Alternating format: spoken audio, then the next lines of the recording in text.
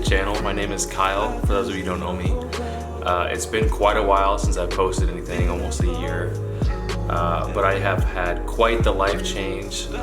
This video is actually about a minivan that my wife and I built out as a camper. And we traveled for 2 months, so part of that time we've been building and part of that time we were traveling. The other part, I was just trying to figure out what I wanted to do with my life. So I'm here today though to go over the van and to let you guys know exactly how that went and what I loved about it, what I hated about it, what you guys could do to do better than I did. We bought a 2004 Toyota Sienna. We bought it from a friend, so we got it for a pretty good deal. We had to build the subfloor, which is a bigger task than what you'd think. The van is not level in any capacity, so the trunk of it is actually lower than the middle section, and then the middle section is higher than the front section. So every time that we tried to level it, we ended up doing it wrong. What we did is we started adding layers of wood below it.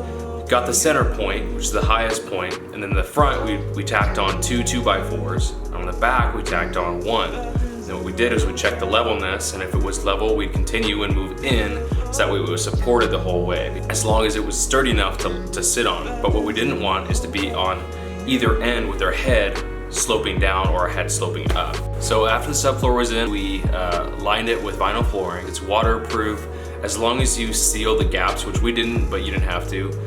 It was waterproofed, and so we really liked that stuff. It was really heavy duty, easy to install, really light too, so we weren't putting too much weight putting the flooring in.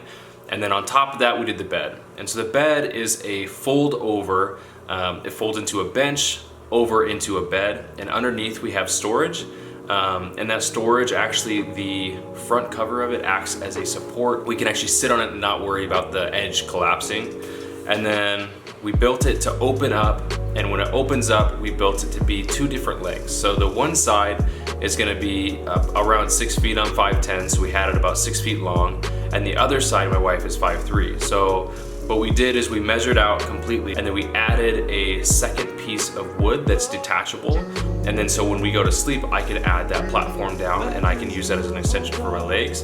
And my wife is only 5'3", so what we did was we made hers just over 5'3", and then so she fits perfectly. For us, that made the most sense because what we were trying to do is maximize the amount of space that we had for cooking. We knew that we weren't gonna be going off-road as much or into BLM land, so we knew that we were gonna have to be a little more stealthy about how we decided to cook.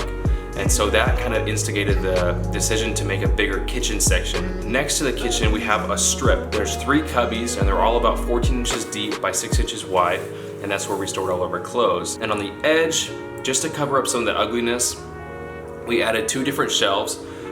And so there's actually 3 spaces for stuff. So on the top shelf we had like a plant, the middle shelf we had books, and the bottom shelf we had movies, stuff like that.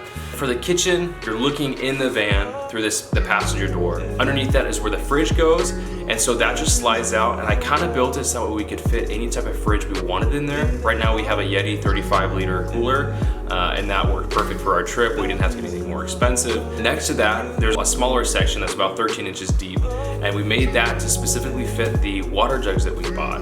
And so we could fit 2 water jugs. We ended up only doing 1 because we needed the extra space for storage, but that's how that system works, and that's how the kitchen became so useful for us. On the back side, there's a flip-up table that allows me to cook on a stovetop. And so we have the Coleman, and we also put the awning on that side.